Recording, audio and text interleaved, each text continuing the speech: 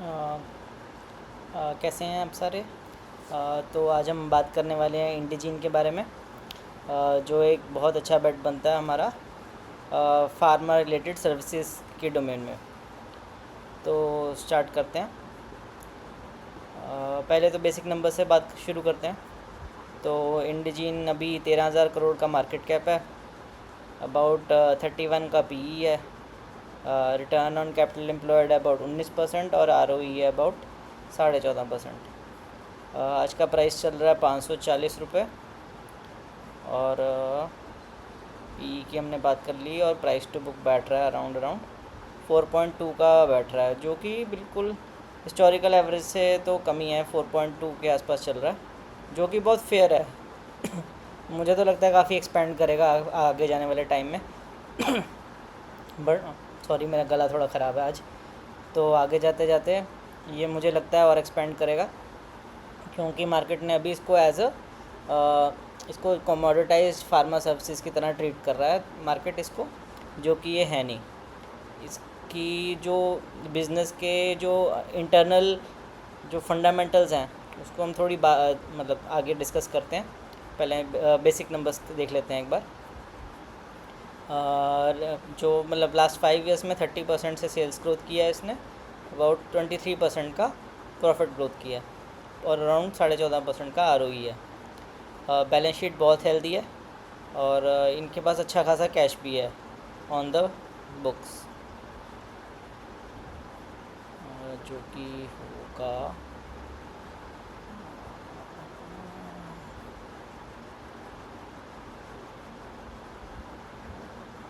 Cash equivalents 382 crore का cash भी है इनके पास। तो आगे बिजनेस के बारे में बात करते हैं। तो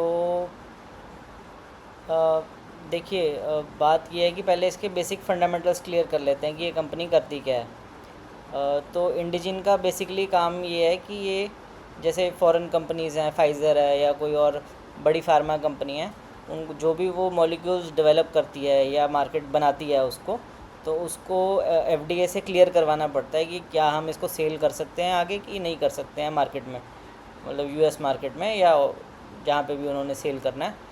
तो उसके लिए काफ़ी ज़्यादा डॉक्यूमेंटेशन, उसके क्लिनिकल ट्रायल्स होते हैं, उसके लिए बहुत ज़्यादा, अब मान के चलिए बहुत ज़्यादा काम, जजमेंट रिक्वायर्ड होती है उस स्पेसिफ़िक काम को एफडीए से अप्रूवल लेने के लिए।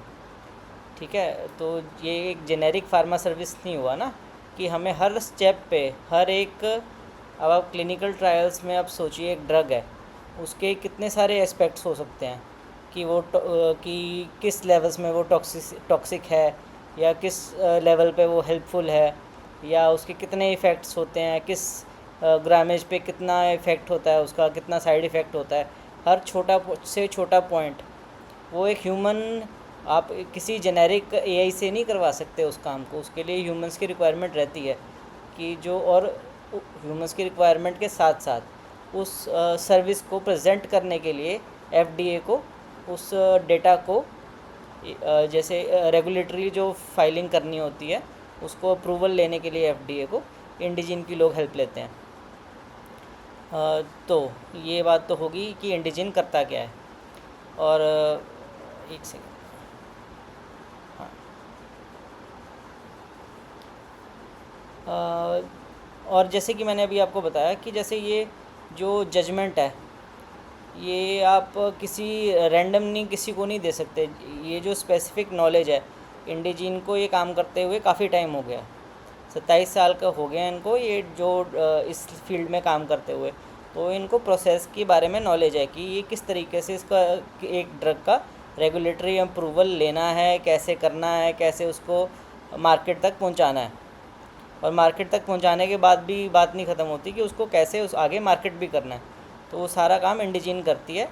और और ये तो अभी फ़िलहाल जो कर रही है वो मैं उसकी बात कर रहा हूँ। ये आगे आगे ये चाहते हैं कि हम अब जो हम काम कर रहे हैं रेगुलेटरी अप्रूवल्स लेना, इसमें और ज़्यादा अपना वैल्यू क्रिएट करें और ज़्यादा डीपन करें अपना जो अपना वर्क है, जो ये जितना भी ये काम करते हैं उसमें ये मार्केट शेयर गेन करें। कि आप ऐसे समझ लीजिए कि सपोज़ फाइलिंग का अलग काम हो गया, जो उसके पीछे क्लिनिकल ट्रायल्स की जो जितना भी उसका वर्क होता है वो अलग हो गया। तो ये मतलब बैकवर्ड इंटीग्रेशन भी कर रहे हैं कि हम सारा काम ये चाहते हैं कि हम खुद ही करें, और वो काफ़ी एक बड़ा बिज़नेस है। और अभी तो ये स्क्रैच कर रहे हैं सरफेस, और इसका जो टैम है ये बहुत ह्यूज है। तो अभी तो जैसे ये बहुत हेविली इन्वेस्ट कर रहे हैं, तो इनका जो बिटा है या जो भी प्रॉफिट आपको दिख रहा है वो अभी डिप्रेस्ड है। और अब जैसे अब आप इस एक और चीज़ से इसका पता चलता है कि जैसे कि इनकी $77,000 है पर एम्प्लॉई रेवेन्यू। तो इसका मतलब है कि जो एक ये मतलब बहुत ज़्यादा वैल्यू क्रिएट कर रहे हैं मार्केट में। नहीं तो आप खुद सोचिए, जैसे कि इंडिया में जैसे लेबर होती है 500-600 रुपये दिए जाते हैं उसको, तो वो जिस तरीके का काम करती है उस तरीके की लेबर दी जाती है। अब जहाँ पे एक बंदे को $71,000 जो हमें कमा के दे रहा है, तो आप समझ सकते हैं कि वो कितना कॉम्प्लेक्स वर्क कर रहा है। समझ रहे हैं इस बात को कि ये बहुत ज़्यादा वैल्यू क्रिएट कर रहे हैं फार्मा सेक्टर में। और इन द सेंस कि ये CDMO बिज़नेस नहीं है ये, जैसे कि आप कहें कि पिरामल फार्मा है या डिवीज़ लैब है, उस तरीके से ये बिज़नेस नहीं है। बट वो काम करते हैं मॉलिक्यूल के केमिस्ट्री के ऊपर, पर ये लोग काम करते हैं उसकी अप्रूवल और रिलेटेड मार्केटिंग के ऊपर। ठीक है। और जो AI है, जो इनका डोमेन एक्सपर्टीज़ है, वो इन्होंने धीरे धीरे उसको जेन AI में कन्वर्ट कर लेना है। मतलब जो AI के हेल्प से ये अपना जो प्रोसेस वर्कफ्लो डेटा है उसको एक डोमेन IP में कन्वर्ट कर लेंगे, कि जो ये हमारा प्रोप्राइटरी सोल्यूशन है कि जो हम अपने कस्टमर्स को प्रोवाइड करते हैं। तो अब इससे पता कैसे चलेगा कि ये बिज़नेस ट्रैक्शन गेन कर रहा है कि नहीं कर रहा। कि जैसे क्या कहते हैं कि मेरा बिज़नेस सपोज़ अब आज मेरी 10 कस्टमर्स हैं, तो मेरे कस्टमर्स बढ़ रहे हैं कि घट रहे हैं। तो उस तरीके से देखा जाए तो इन्होंने FY22 में इनके 28 कस्टमर्स थे जिनका $1 मिलियन प्लस रेवेन्यू था।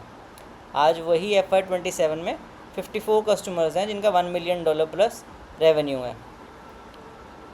जो इनके टॉप 10 कस्टमर्स हैं, तो मार्केट को डर था कि जो टॉप 10 कंसंट्रेशन है ये उनसे बाहर ग्रो नहीं कर पाएंगे, पर ये आउटसाइड टॉप 20 भी बहुत अच्छा 54 एक्टिव कस्टमर्स हैं इनके, जो $1 मिलियन प्लस की तरफ बढ़ रहे हैं।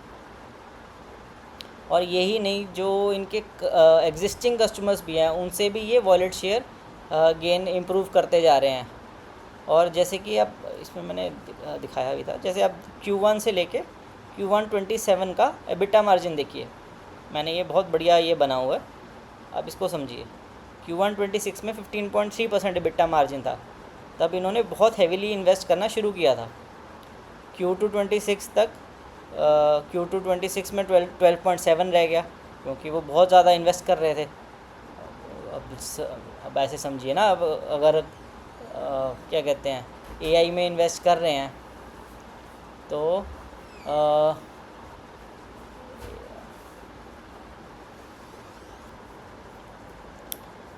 तो हम क्या बात कर रहे थे, हाँ, कि जो इसका बिटा ही देखा जाए, अगर Q1 26 में ये बार 15.3 था जब इन्होंने इन्वेस्ट करना शुरू किया था, और Q2 26 में 12.7, Q3 26 में 10.9, Q4 26 में रिकवरी शुरू हुआ तो 16.4, Q1 27 में 16.9। तो आप देख रहे हैं कि ये बिट्टा मार्जिन जब इन्वेस्ट कर रहे थे तो नो डाउट जैसे जो नए एम्प्लॉयज़ हायर करने होते हैं, जो भी वो एक्सपेंसेस में जाता है ना, तो ये बिट्टा मार्जिन कंप्रेस हो जाता है उसके कारण। तो अब जैसे जैसे जो इन्वेस्टमेंट किया है वो उसको रिकवर मतलब जो इन्वेस्टमेंट का रिटर्न देगा, तो जैसे जैसे देगा तो वैसे वैसे बिट्टा मार्जिन भी इम्प्रूव होता जाएगा।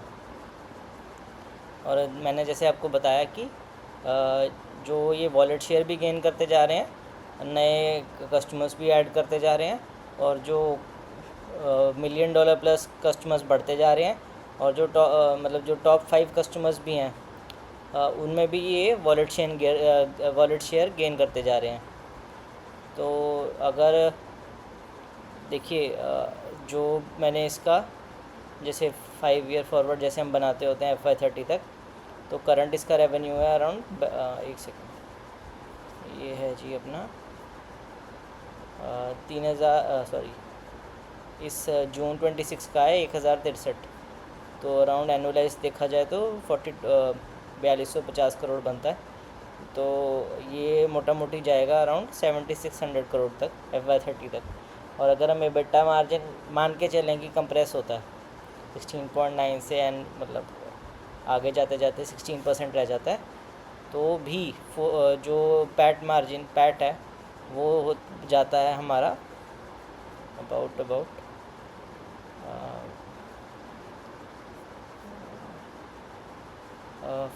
460 करोड़ से अबाउट 910 करोड़ तक। और ये बहुत कंजर्वेटिव लेके जा रहा हूँ मैं।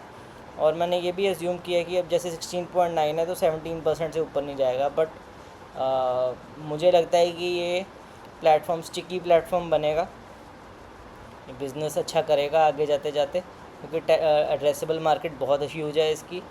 हर फार्मा कंपनी जो बड़ी फार्मा कंपनी है उसको इंडिजीन जैसी कंपनी की ज़रूरत है, जो उनकी रेगुलेटरी और सारा वर्कलोड है जो हैंडल कर सके। जो इंटरनली ये काम करने का उनको कोई बेनिफिट नहीं है, आउटसोर्स करना ही उनके लिए बेस्ट है। तो मुझे लगता है, और ये जैसे कि कॉन्ट्रैक्ट साइन होते हैं ना हर चीज़ के, जो भी कस्टमर अपना डाटा देता है इस कंपनी को, उनके साथ कॉन्ट्रैक्ट साइन होता है कि जो डेटा प्रोप्राइटरी डेटा है कंपनी का वो मतलब किसी और कंपनी के साथ शेयर नहीं होता है। तो आप इसी बात से समझ सकते हैं कि जो इनका अपना प्रोसेस डेटा भी है, जो आगे जो US में तो वेरी वेल रेगुलेटेड मार्केट है ना, तो जो इनका अपना डेटा IP भी है, प्रोसेस डेटा IP भी है, वो भी इनका आगे आने वाले टाइम में बेनिफिट देगा। तो अगर ये प्लेटफॉर्म स्टिकी बनता है तो नो डाउट 20% तक बिट्टा भी इम्प्रूव कर सकता है। और ये बेस केस में भी अगर आप देखें तो 20% का हमें कैगर तो मिलता ही मिलता है पैट EPS में।